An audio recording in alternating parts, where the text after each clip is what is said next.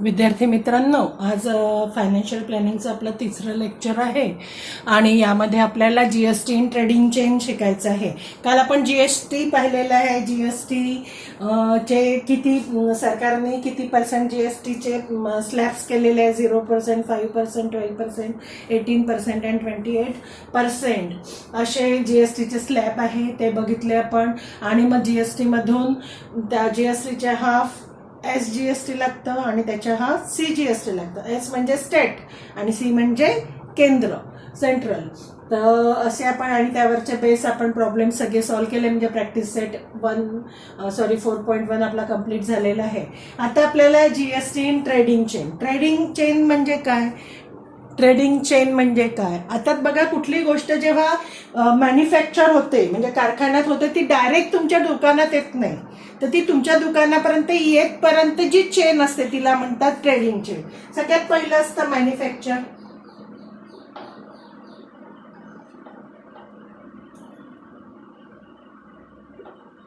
Manufacture वरून जातं मग होलसेलर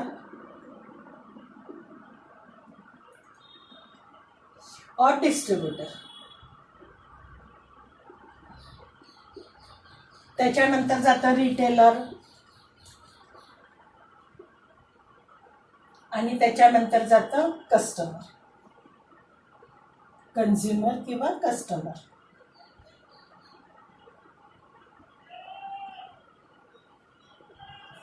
ही झाली trading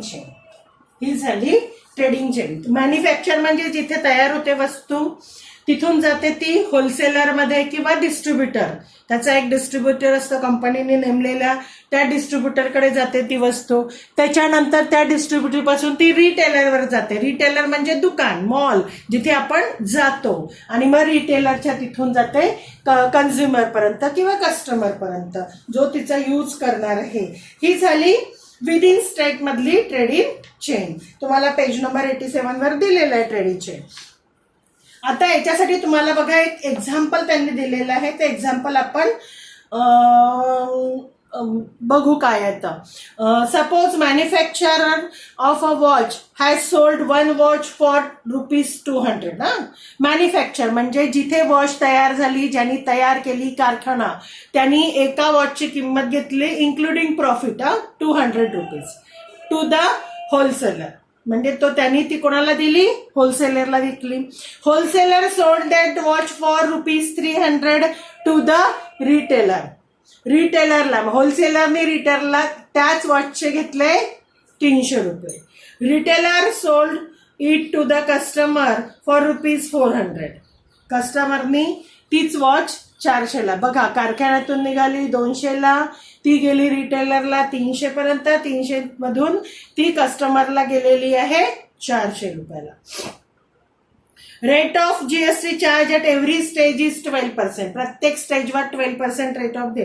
then how each trader pay GST and takes his input tax credit at every stage of transaction as shown in the following flow chart. Observe the and study it. बघा, आता बघा, एकाच गोष्टीचा वर पडणारा GST ना. एक watch घेतलेली आहे, एक वॉच विकली, त्याच्यावरचा जीएसटी. बरोबर आहे. मग एका वॉचचा जीएसटी प्रत्येक जण देणार का? तर प्रत्येक जण देणार, पण तो आपण दिलेला जीएसटी त्या याच्यातून काढून घेतो. ते बघा कसं काढतो. एक त्यांनी उदाहरण आपण बघितलं. इथे बघा पेज नंबर 88 वर तुम्हाला जीएसटी इन टॅक्स इनव्हॉइस 1 मध्ये म्हणजे मॅन्युफॅक्चर. मॅन्युफॅक्चर वाल्यांनी कसं केलेलं आहे? मॅन्युफॅक्चर वाल्यांनी प्राइस ऑफ वॉच घेतली किती? ₹200. ठीक आहे. आणि 12% जीएसटी, त्याच्यामध्ये सीजीएसटी होईल 6%. आणि 6% काढलं तर ₹12. आणि SGST होईल परत 6%, ते झालं ₹12. म्हणजे एका घड्याची किंमत मॅन्युफॅक्चरनी किती दिली आहे? ₹224. टॅक्स इनव्हॉइस ऑफ मॅन्युफॅक्चर म्हणजे मॅन्युफॅक्चरच्या टॅक्स इनव्हॉइस मध्ये जी होलसेलरला तो जे टॅक्स इनव्हॉइस देणार आहे त्याच्यामध्ये एका घड्याळाची किंमत त्यांनी काय लावली? ₹224. ओके, म्हणजे होलसेलरनी एका घड्याळीवर 24 रुपये टोटल सीजीएसटी आणि HGST 24 rupees tax GST paid केलेला आहे. किती केलेला आहे? 24 रुपीज. बरोबर आहे. आता बघा होलसेलरने किती किंमत लावली त्याची प्राइस? ₹300. ठीक आहे. आता या 300चं सीजीएसटी होईल परत आहे किती? 12%, म्हणजे 6% येईल त्याच्यामध्ये. पण आता किंमत किती आहे? 200 नाही आहे. आता तुम्हाला याचं 300चं 6% काढावं लागेल. किती येईल? साइन त्रिक 18, म्हणजे ₹18. सीजीएसटी ₹18, म्हणजे काय झालं? 8/16 झाला 336 रुपये, म्हणजे त्याची 336 रुपये किंमत झाली. यानी टॅक्स सेकंड होलसेलरनी रिटेलरला जे इनव्हॉइस दिलेलं आहे तेव्हा त्या घड्याळीची किंमत त्यांनी केली 336 रुपये त्या इनव्हॉइस मध्ये. बरोबर आहे. मग आता 336 मध्ये आता बघा 336 जर झाले तर तो गव्हर्नमेंटला हे 18-36 म्हणजे 36 रुपये नाही देणार त्या घड्याळीचे. तो किती देईल? 36 मधनं त्यांनी 24 रुपये आधीच पेड केलेले आहे. कारण जीएसटी हे कोणाला द्यावं लागतं? गव्हर्नमेंटला द्यावं लागतं. हा काही रिटेलर, हा जरी देईल रिटेलर, पण हा होलसेलर त्याच्यापासून जे 36 रुपये 36 रुपये घेणार आहे ते त्याला गव्हर्नमेंटला पेड करावं लागेल. पण त्या एका घड्याळीची किंमत त्यांनी गव्हर्नमेंटला किती पेड केलेली आहे? 24 रुपये. मग 36 मायनस 24 म्हणजे किती राहिला? फक्त रिटेलर होलसेलर त्या एका घड्याळीची किंमत गव्हर्नमेंटला जीएसटी किती देणार आहे? त्याला ऍक्च्युअली जीएसटी द्यायला पाहिजे होतं 36 रुपीज एका वॉचचं, पण त्यांनी 24 रुपीज आधीच त्या वॉचचं दिलेलं आहे, म्हणून तो 24 त्यातून मायनस करेल, म्हणजे तो एका घड्याळीवर किती देईल? फक्त 12 रुपये. म्हणजे त्यांनी आपण पेड केलेली, त्यांनी स्वतः कोणाला पेड केली? मॅन्युफॅक्चरला पेड केलेली जीएसटी त्यातून काढून घेतलेली आहे. कळलं का? याला म्हणतात ट्रेडिंग चेन. आता नंतर तिसरा, आता होलसेलर वरून कुठे गेला? तो रिटेलरवर. तर रिटेलर मध्ये काय झाली प्राइस त्याची? 400. मग 400चं 12% निघतं 24 रुपीज. याचं पण होतं 24, म्हणजे प्राइस झाली एक, त्या घड्याळीची किंमत झाली 448. बरोबर आहे. 448 झालेली आहे. पण त्यांनी 36 रुपये पेड केलेले आहे. कोणी? होलसेलरनी. कसं केलेलं आहे? त्या 36 मधलं 24 मॅन्युफॅक्चरवाल्यांनी पेड केलंय त्याच घड्याळीला. मग एकदा पेड केल्यानंतर ती पैसे कमी करेल का?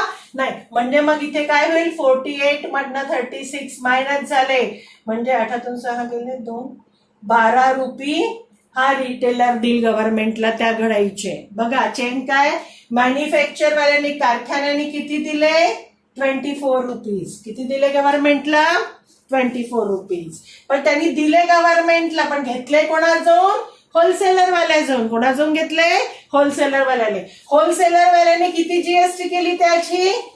त्याला लागली 336 रुपये. पण त्याच घड्याळीची त्यांनी याला पेड केली होती मॅन्युफॅक्चरला 24 रुपये, म्हणून त्यांनी 36 मधनं 24 मायनस केले, म्हणजे त्यांनी किती केले पेड? फक्त 12 रुपये केले. किती केले? कारण 24 रुपये त्यांनी ऑलरेडी पेड केलेले होते. नंतर आलो आपण रिटेलरवर. रिटेलर, होलसेलरनी रिटेलर, आता रिटेलरने घेतलं होलसेलर पासून, तर ती घड्याळ रिटेलरला, म्हणजे रिटेलर मधून गेला तर त्याला मिळाली 448 रुपये. म्हणजे त्यांनी 48 रुपये परत जीएसटी भरलेला एकाच घड्याळीचा, पण त्यातले 36 रुपये त्यांनी ऑलरेडी पेड केलेले आहे, म्हणजे 12 रुपये त्याला जीएसटी मिळाला. म्हणजे कस्टमर पर्यंत जे रिटेलरचा टॅक्स इनव्हॉइस होईल त्याच्यामध्ये बघा. आता बघा याच्यामध्ये टॅक्स इनव्हॉइस ऑफ मॅन्युफॅक्चर, याला नाव दिलेलं आहे B2B. आता बघा B2B म्हणजे बिझनेस टू बिझनेस. मॅन्युफॅक्चरनी बिझनेस केला घड्याळ कोणाला विकून? होलसेलरला म्हणजे हा झाला B2B. होलसेलरने रिटेलरला करून पण बिझनेस केलेला, स्वतः वापरली का त्यांनी? नाही. म्हणजे हे पण झालं B2B. आणि रिटेलरने कस्टमरला केलं म्हणजे B2C, बिझनेस टू कस्टमर, असं ते इनवाइस होईल. बघा आता इथे तुम्हाला 89 वर दिलेला आहे, बाय फर्गेशन of taxes paid to government by the traders at each stage, GST आणि CGST आणि SGST, बाय द मॅन्युफॅक्चर भरले 12 रुपये 24 रुपये. ठीक आहे. बाय द होलसेलर, आता होलसेलर मध्ये त्यांनी 24 भरले, त्याला ऍक्च्युली भरायचे होते 36 रुपये, पण त्यांनी 24 भरले, म्हणजे त्यांनी फक्त काय भरले 12 रुपये. 12 पैकी 6 त्यांनी दिले CGST, 6 दिले SGST. ठीक आहे. आणि बाय रिटेलर, रिटेलरला किती भरावं लागले परत, त्याला आता होती 48 रुपीज पडत होते त्याला, पण ऑलरेडी 36 रुपये त्यांनी कोणाला दिले, डिस्ट्रीब्युटरला दिले होते, म्हणून त्यांनी 48 मायनस 36 केले 12, म्हणजे परत त्यांनी 6 रुपये भरलेले आहे. म्हणजे टोटल GST एका घड्याळीवर किती पडला, 400 किंमत झाली, 48 रुपये तो GST पडलेला आहे.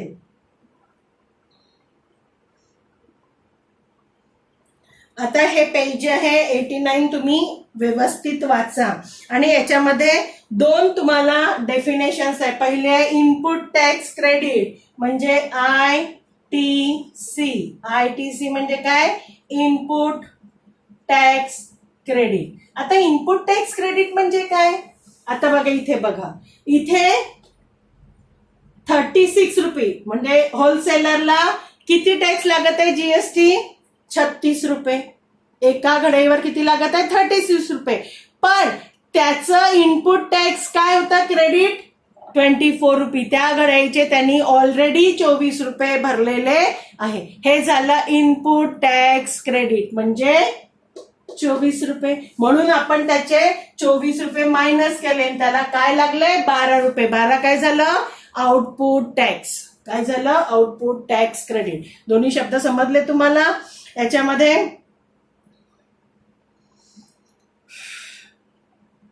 हे तुम्हाला वाचायचं आहे. आणि GST पेएबल कशी काढली आपण, आउटपुट टॅक्स मधनं इनपुट टॅक्स मायनस केला, क्रेडिट मायनस केलं, तर आपल्याला पडतो आहे GST पेएबल. तर हे पेज 89 चांगल्या पद्धतीने वाचा, आणि त्याच्यावर बेस आता प्रॉब्लेम्स आपण सोडवू. पण जोपर्यंत तुम्ही ते व्यवस्थित वाचणार नाही तोपर्यंत प्रॉब्लेम्स तुम्हाला समजणार नाही. म्हणून पहिल्यांदा 4.2 चालू करायच्या आधी ट्रेडिंग चेन ही तुम्हाला चांगल्या पद्धतीने समजून घ्यायची आहे. ओके. आणि काही डिफिकल्टीज असेल तर मला विचारा. थोडं वेगळं आहे, पण ज्यांच्या घरी बिझनेस आहे, दुकान आहे, त्यांना समजेल की कसं काय होतं हे, त्यांना माहित असतं ही ट्रेडिंग चेन. ज्यांना नाही समजलं त्यांनी मला विचारायचं आहे. आता या ट्रेडिंग चेन वर बेस्ट आपण घेऊ practice set 3, practice set 4.2 sorry 2.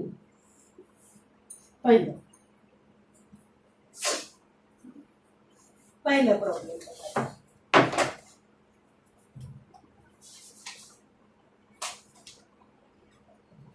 Chetna stores paid total GST.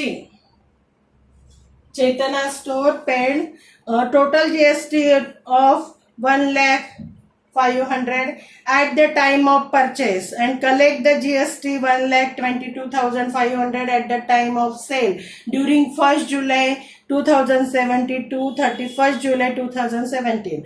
Find the GST payable by Chetana store. बघा, त्यांनी पेड केलं, जेव्हा त्यांनी घेतलं, परचेस केलं, म्हणजे मॅन्युफॅक्चरला त्यांनी दिलं 1 लाख, घेतलं तेव्हा 1,05,000 रुपये. म्हणजे काय झालं, 1,05,000 रुपये त्याचं काय झालं, इनपुट टॅक्स क्रेडिट. आणि त्यांनी जेव्हा परचेस केलं तेव्हा ते घेतलं 1,22,500. हे काय झालं तुमचं आउटपुट टॅक्स. ठीक आहे. आणि मग GST पेएबल म्हणजे काय, output tax minus input tax credit झालं. आता GST पेएबल तुम्हाला काय म्हटलं, find the GST payable by Chetna store. आता चेतना स्टोरने किती जीएसटी पेड केली, म्हणजे GST paid to the government. गव्हर्नमेंटला किती केली ते बघा. आता आधी आउटपुट टॅक्स घेऊ आपण.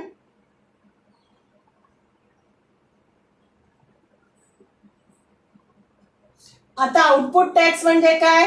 Tax collected at the time of sale. Sale करताना किती टॅक्स कलेक्ट केला, किती झाला? 1,22,500 रुपीज. रुपीज 1,22,500. आणि त्याचं क्रेडिट म्हणजे इनपुट टॅक्स क्रेडिट. किती होता टॅक्स पेड? आता इनपुट टॅक्स क्रेडिट म्हणजे काय?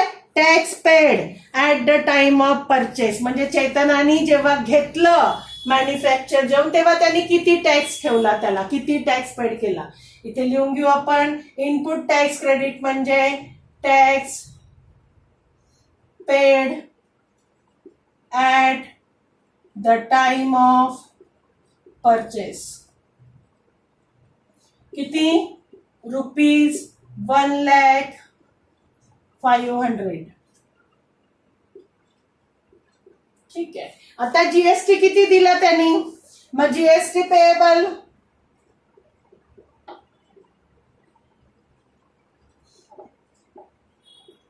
Output tax minus input tax credit.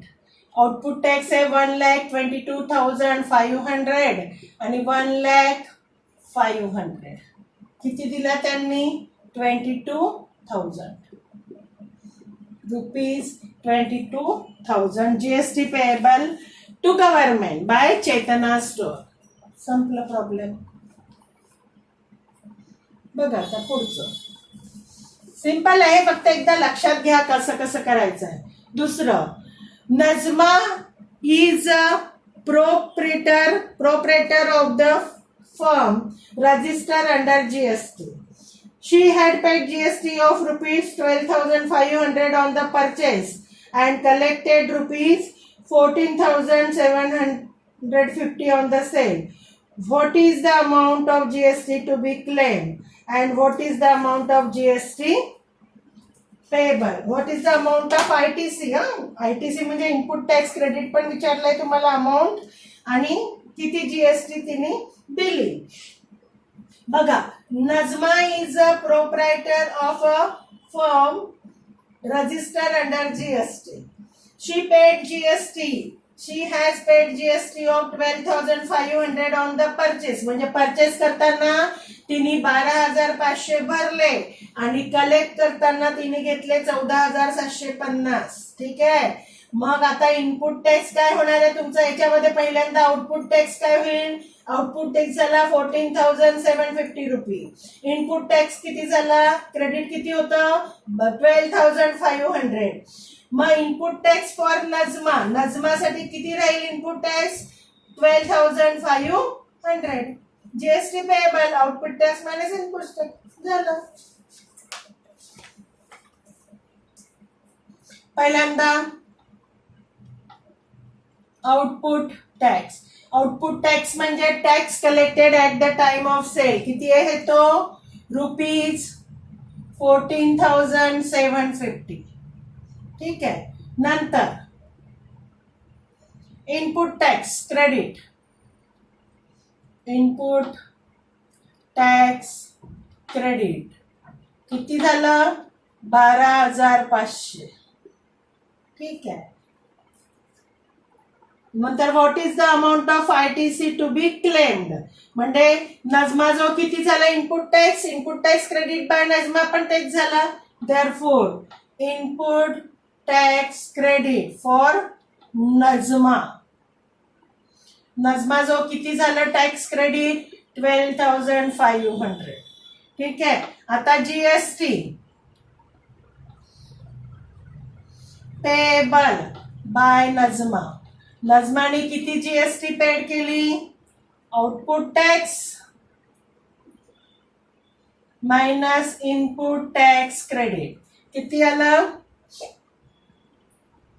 14,750 12,500.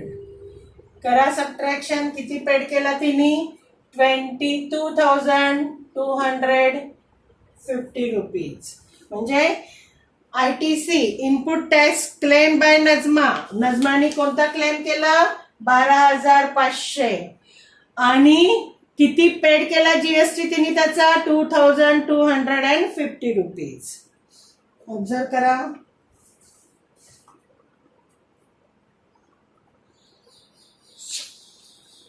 एक तिसरा एक प्रॉब्लेम घेऊन याच्यामध्ये आपण.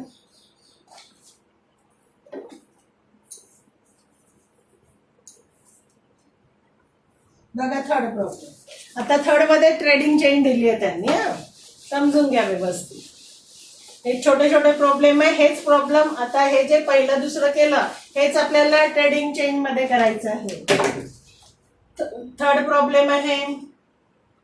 Amir Enterprises purchased the chocolate sauce bottles and paid GST of rupees 3,800. He sold those bottles to Akbari Brothers and collected GST of rupees 4,100. Mayank Food Corner purchased these bottles from Akbari Brothers and paid GST of 4,500.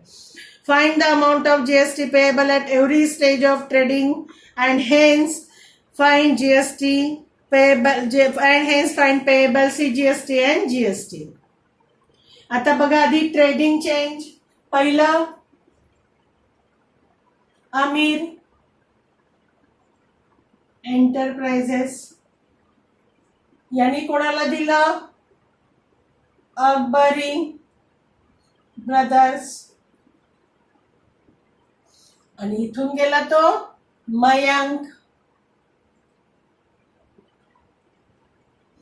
Food corner. ठीक आहे. आता पहिल्यांदा सुरुवात करू for Aamir enterprises. परत एकदा problem वाचून घेऊ आपण. आमिर एंटरप्राइजेसनी किती टॅक्स पेड केलेला आहे? रुपीज 3,800. म्हणजे त्याचं इनपुट टॅक्स काय झालं? Credit input tax credit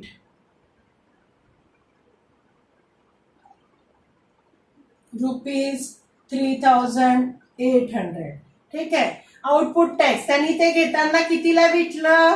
output tax कितीला विकलं तिने? त्यांनी ही sold those bottle to Akbari brothers and collect the GST 4,100. म्हणजे हे झालं त्याचं आउटपुट. मग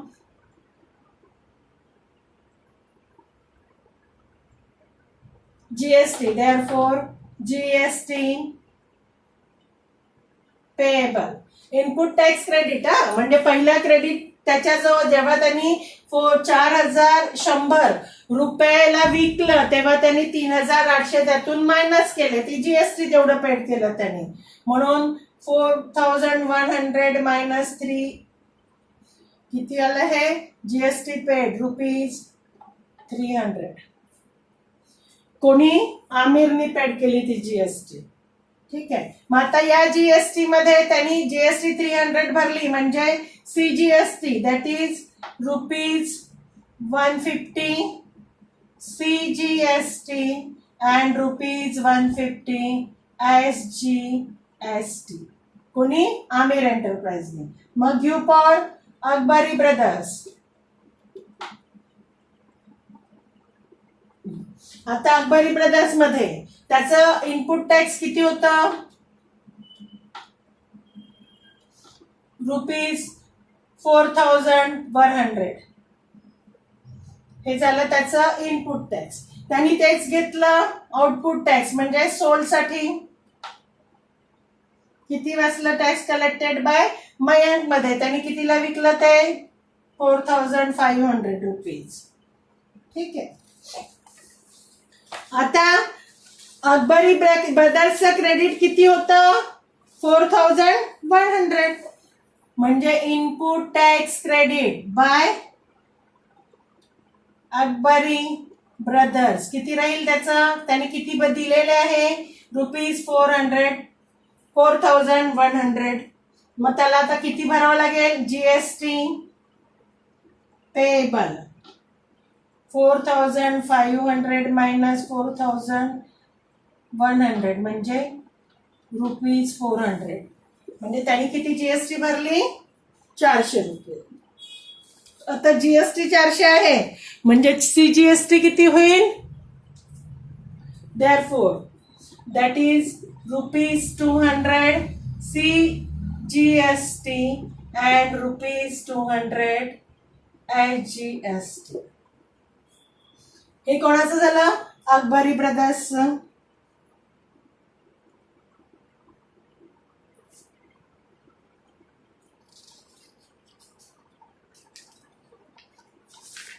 तुम्हाला नंतर काय विचारलेलं आहे?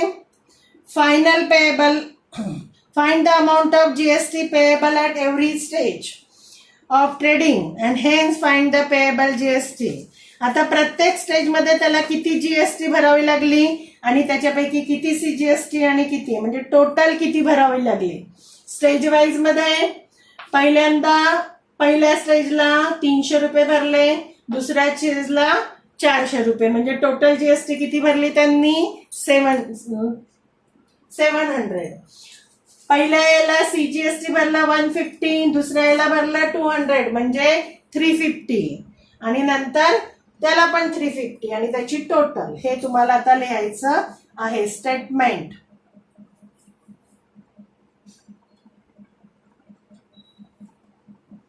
Of GST, CGST and HGST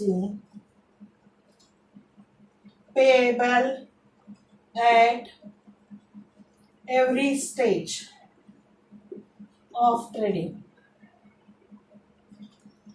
कंपनीचं नाव,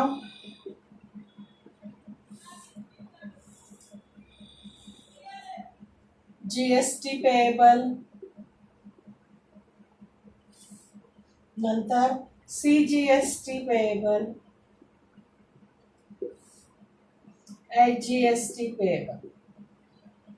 काढलाय आपण. आता फक्त याच्यामध्ये लिहितोय. पहिला आहे आमिर एंटरप्राइजेस. किती जीएसटी पेड केली त्यांनी? 300. त्याच्यापैकी 150 याला दिले, 150 त्याला. नंतर दुसरं काय आहे? अकबरी ब्रदर्स.